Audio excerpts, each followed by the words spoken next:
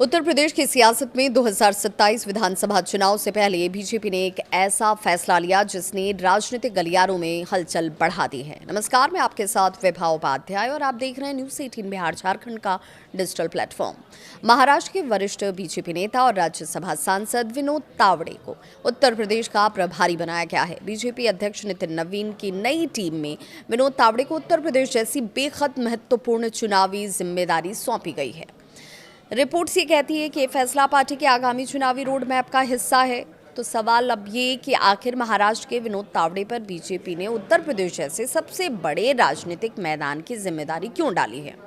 क्या इसकी वजह सिर्फ उनका संगठनात्मक अनुभव है या फिर बिहार में मिली एक बड़ी सफलता के बाद बीजेपी को ये लगता है कि विनोद तावड़े एक बार फिर से कठिन चुनावी मुकाबले को अपने पक्ष में मोड़ने की काबिलियत रखते हैं और मोड़ सकते हैं? और सबसे बड़ा सवाल ये कि क्या बिहार में जिस राजनीति के जरिए बीजेपी और एनडीए ने विपक्ष को मात दी, वही रणनीति अब उत्तर प्रदेश में अखिलेश यादव और समाजवादी पार्टी के खिलाफ आजमाई जाएगी? तो आइए इसे समझते हैं। इस वीडियो के साथ आप जैसे जैसे आगे सुनेंगे, देखेंगे, तो आपको ये बात समझ में आएगी कि विनोद तावड़े कितनी महत्वपूर्ण कड़ी हैं। और जिन नामों की चर्चा हम इस पूरी नई टीम में कर रहे हैं वो अनुभव भी रखते हैं, उनका एक लंबा चौड़ा राजनीतिक समझ है उनकी, और बीजेपी सोच समझ, युवा और एक तरीके से वरिष्ठता, सभी के तालमेल के साथ आगे बढ़ने वाली पार्टी है। बिहार में तावड़े ने क्या किया था? विनोद तावड़े का नाम बीजेपी की केंद्रीय संगठनात्मक टीम में लंबे समय से महत्वपूर्ण रहा है, लेकिन बिहार विधानसभा चुनाव के बाद उनकी राजनीतिक और संगठनात्मक हैसियत ज़्यादा मजबूत हुई। बिहार से बात करें तो बीजेपी ने उन्हें चुनावी रणनीति और संगठन के स्तर पर महत्वपूर्ण जिम्मेदारी दी थी। विनोद तावड़े की सबसे बड़ी चुनौती थी एनडीए के भीतर अलग अलग दलों और नेताओं के बीच तालमेल बिठाना। बिहार में एनडीए के सामने सिर्फ विपक्ष से मुकाबला नहीं था, उसे गठबंधन के अंदर भी सीट बंटवारे, उम्मीदवारों और राजनीतिक हितों का संतुलन बनाना था। जेडीयू, बीजेपी, चिराग पासवान की पार्टी, उपेंद्र कुशवाहा, जीतन राम मांझी जैसे अलग अलग राजनीतिक दलों को एक साथ लेकर चलना इतना आसान काम नहीं था। यही विनोद तावड़े की संगठन क्षमता की चर्चा हुई।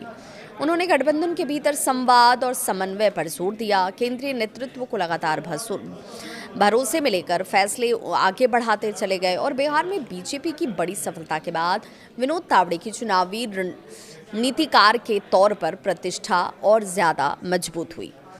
बिहार की जीत को उनके संगठनात्मक करियर में एक बहुत महत्वपूर्ण उपलब्धि के तौर पर देखा जाता है और इसीलिए तावड़े की सबसे बड़ी ताकत के तौर पर भी इसे माना जा रहा है। विनोद तावड़े की ताकत सिर्फ उनकी चुनावी भाषण नहीं है या मीडिया मैनेजमेंट नहीं है। ये सबसे बड़ी उनकी ताकत जो सामने नजर आई वो था संगठन, मतलब बूथ से लेकर प्रदेश नेतृत्व तक अलग अलग स्तरों पर काम करने वाले लोगों को एक दिशा में लेकर चलना। यही वजह है कि बीजेपी ने उन्हें अलग अलग राज्यों, चुनावी परिस्थितियों में जिम्मेदारियां दी। तावड़े की राजनीति की शुरुआत भी संगठन के स्तर से ही हुई थी। कॉलेज के दिनों में वो अखिल भारतीय विद्यार्थी परिषद से जुड़े और बाद में बीजेपी के संगठन में सक्रिय भूमिका निभाते चले गए। महाराष्ट्र की राजनीति में उन्होंने मंत्री से लेकर संगठन के वरिष्ठ पदों तक की जिम्मेदारियां संभाली। इसके बाद बीजेपी ने उन्हें राष्ट्रीय स्तर पर संगठनात्मक जिम्मेदारियों को सौंपा। यानी तावड़े की राजनीतिक यात्रा में एक बात लगातार दिखाई देती है, पार्टी संगठन को समझना और चुनावी मशीनरी को जमीन पर उतारना। बिहार के बाद अब उत्तर प्रदेश का चयन किया गया है, तो आखिर उत्तर प्रदेश का चयन क्यों? अब असली सवाल यहीं से शुरू होता है, क्योंकि बिहार में कामयाबी के बाद से अगर किसी नेता को देश के सबसे महत्वपूर्ण चुनावी राज्य में से एक उत्तर प्रदेश की जिम्मेदारी दी जाती है तो ये सामान्य नियुक्ति नहीं मानी जा सकती। उत्तर प्रदेश बीजेपी के लिए सिर्फ एक राज्य नहीं है, ये पार्टी की राष्ट्रीय राजनीति के लिहाज से बेहद महत्वपूर्ण राज्य है। लोकसभा की सबसे ज्यादा सीटें उत्तर प्रदेश से आती हैं और विधानसभा चुनाव का असर राष्ट्रीय राजनीति के माहौल पर साफ तौर पर पड़ता है और इसीलिए 2027 का यूपी चुनाव बीजेपी के लिए बेहद महत्वपूर्ण है और इसी वजह से पार्टी ने चुनाव से काफी पहले संगठन की कमान को लेकर तैयारी शुरू कर दी है। तावड़े पहले से यूपी में क्यों सक्रिय थे, उसका भी जवाब कुछ हद तक आपको मिल गया होगा। दिलचस्प बात तो ये है कि विनोद तावड़े के उत्तर प्रदेश प्रभारी बनाए जाने की चर्चा अचानक से नहीं शुरू हुई है। वो पिछले कई महीनों से उत्तर प्रदेश की राजनीति और संगठन में सक्रिय नजर भी आ रहे थे। जून 2026 में भी रिपोर्ट सामने आई थी कि तावड़े लगभग 6 महीने से उत्तर प्रदेश में सक्रिय हैं और उनके प्रभारी बनने की चर्चा राजनीतिक गलियारों में खूब तेजी से हो रही थी। यानी बीजेपी के इस फैसले की जमीन काफी पहले से तैयार होती दिखाई दे रही थी। इससे ये संकेत मिला कि पार्टी नेतृत्व उत्तर प्रदेश के लिए सिर्फ एक नाम की घोषणा नहीं कर रहा, बल्कि एक लंबी राजनीति के अनुभव, लंबी रणनीति के तहत तावड़े को पहले से राज्य की राजनीतिक और संगठनात्मक परिस्थितियों से परिचित कराया जा रहा था। योगी सरकार और संगठन के बीच तालमेल एक बड़ी चुनौती है। उत्तर प्रदेश में विनोद तावड़े के सामने पहली बड़ी चुनौती विपक्ष नहीं है, बल्कि खुद पार्टी का अपना संगठनात्मक तालमेल भी हो सकता है।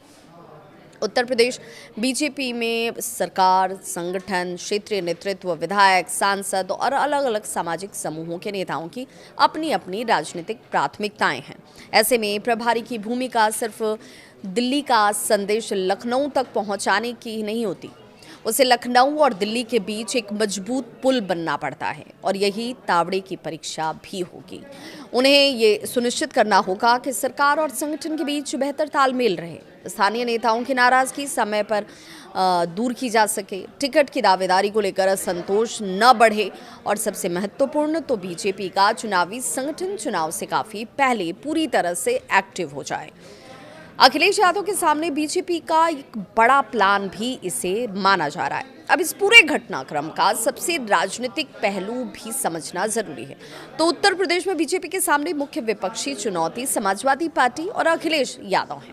सपा ने पिछले चुनावों में अपने सामाजिक गठजोड़ को मजबूत करने की कोशिश की है। बीजेपी के लिए चुनौती ये होगी कि वो अपने पारंपरिक समर्थक वर्ग के साथ साथ पिछड़े और अति पिछड़े के साथ दलित और महिला मतदाताओं के बीच अपना समर्थन और मजबूत करें और बढ़ाएं। यही वजह है कि जहां बिहार का अनुभव विनोद तावड़े के काम आ सकता है, बिहार में भी बीजेपी और एनडीए के सामने अलग अलग सामाजिक और राजनीतिक समूहों ने एक साथ जोड़ने की चुनौती थी। उत्तर प्रदेश में भी चुनावी रणनीति का एक बड़ा हिस्सा सामाजिक समीकरणों और गठबंधन की राजनीति के इर्द गिर्द ही घूमेगा। तो सवाल ये कि क्या बिहार वाली रणनीति यूपी में चल पाएगी? ये सवाल बहुत खास है क्योंकि बिहार और उत्तर प्रदेश की राजनीति एक जैसी नहीं है। दोनों राज्यों के जातीय समीकरण बिल्कुल अलग हैं, स्थानीय मुद्दे अलग हैं, राजनीतिक इतिहास अलग है और इसीलिए बिहार की रणनीति को हूबहू उत्तर प्रदेश में लागू करना संभव नहीं होगा। लेकिन बिहार से एक चीज जरूर सीखी जा सकती है, गठबंधन के सहयोगियों, पार्टी के अलग अलग सामाजिक आधार को एक साथ साध लेना।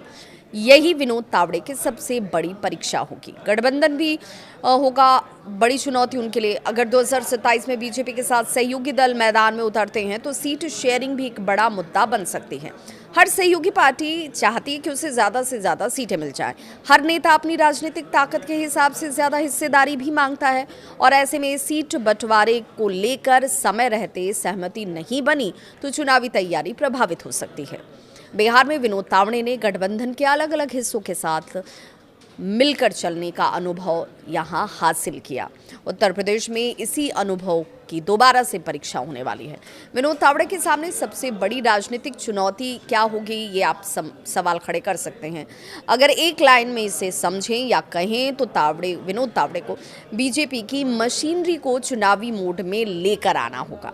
उन्हें सिर्फ नेताओं के साथ बैठ के नहीं करनी होगी, उन्हें लगातार जमीन पर जाना होगा, क्षेत्रवार संगठन की समीक्षा करनी होगी, कार्यकर्ताओं से फीडबैक लेना होगा, कमजोर सीटों की पहचान करनी होगी, जाति और सामाजिक समीकरणों को समझना होगा और फिर दिल्ली तक जमीनी रिपोर्ट पहुंचानी होगी।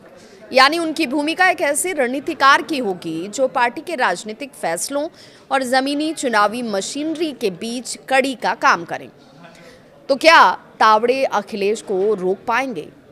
यही 2027 के चुनाव का सबसे बड़ा सवाल होगा। अखिलेश यादव के नेतृत्व में समाजवादी पार्टी उत्तर प्रदेश की राजनीति में मजबूत विपक्षी ताकत है। बीजेपी के सामने चुनौती सिर्फ सरकार के कामकाज को लेकर जनता की राय को अपने पक्ष में बनाए रखने की नहीं होगी, उसे विपक्ष के सामाजिक और राजनीतिक गठजोड़ का भी जवाब देना होगा। और इसी के लिए बीजेपी ने चुनाव से काफी पहले अपना संगठनात्मक दांव चल दिया है। विनोद तावड़े की नियुक्ति इसी रणनीति का एक अहम हिस्सा माना जा रहा है। अब तावड़े के सामने 3 बड़ी जिम्मेदारियां हैं। पहली जिम्मेदारी बीजेपी के भीतर एकजुटता को बनाना, दूसरी सहयोगी दलों के साथ बेहतर तालमेल करना और तीसरी जमीन पर संगठन को मजबूत करना। अगर तावड़े इन तीनों मोर्चों पर सफल होते हैं तो बीजेपी 2027 के चुनाव में अपनी स्थिति को मजबूत करने की कोशिश कर सकती है। लेकिन अगर संगठन के भीतर गुटबाजी हुई, टिकट को लेकर असंतोष या सहयोगियों के साथ सीट शेयरिंग का विवाद बढ़ा तो चुनौती काफी मुश्किल हो सकती है। आखिर बीजेपी ने तावड़े को ही क्यों चुना, ये आप सवाल के तौर पर रख सकते हैं। पूरी कहानी का जवाब एक बार फिर से ये कि विनोद तावड़े को बीजेपी ने सिर्फ इसीलिए यूपी का प्रभारी नहीं बनाया कि वो महाराष्ट्र से आते हैं, बल्कि वो इसलिए क्योंकि वो पार्टी के पास उनके बारे में एक महत्वपूर्ण अनुभव है। कठिन राजनीतिक परिस्थितियों में संगठन और गठबंधन को संभालने का अनुभव है। बिहार में उनकी भूमिका ने उन्हें एक ऐसे चुनावी मैनेजर की पहचान दी जो अलग अलग नेताओं और राजनीतिक हितों के बीच संतुलन बनाने की कोशिश कर सकता है। अब यही मॉडल उत्तर प्रदेश में कितना सफल होता है, ये 2027 का चुनाव तय करेगा। उत्तर प्रदेश विधानसभा चुनाव अभी दूर है, लेकिन बीजेपी ने अपनी चुनावी तैयारी का एक महत्वपूर्ण पत्ता तो जरूर खोल दिया है, विनोद तावड़े को यूपी का प्रभारी बनाकर। इस बात के संकेत बीजेपी ने दे दिए कि बीजेपी 2027 की लड़ाई को लेकर अभी से गंभीर तैयारी में जुट गई है। अब तावड़े के सामने सबसे बड़ी चुनौती होगी योगी सरकार की उपलब्धियों को संगठन की ताकत में बदलना, पार्टी के भीतर तालमेल बनाए रखना, सहयोगियों को साथ रखना और अखिलेश यादव की चुनौती का राजनीतिक जवाब तैयार करना। बिहार में उन्होंने अपनी संगठनात्मक क्षमता दिखा दी है। अब उत्तर प्रदेश उनका सबसे बड़ा टेस्ट होने वाला है और सवाल सिर्फ यही नहीं कि विनोद तावड़े यूपी में बीजेपी को कितनी सीटें दिला पाएंगे। असली सवाल ये कि क्या बिहार की सफल चुनावी रणनीति का अनुभव उत्तर प्रदेश में भी बीजेपी के लिए गेम चेंजर साबित होगा। 2027 के चुनाव में इसका जवाब मिलेगा। आपको क्या लगता है, विनोद तावड़े को यूपी का प्रभारी बनाना बीजेपी का मास्टर स्ट्रोक है या उनके सामने बिहार से कहीं बड़ी चुनौती है? अपनी राय कमेंट सेक्शन में जरूर दीजिएगा। वीडियो पसंद आए तो इसे लाइक करें और चैनल को सब्सक्राइब करना बिल्कुल ना भूलें।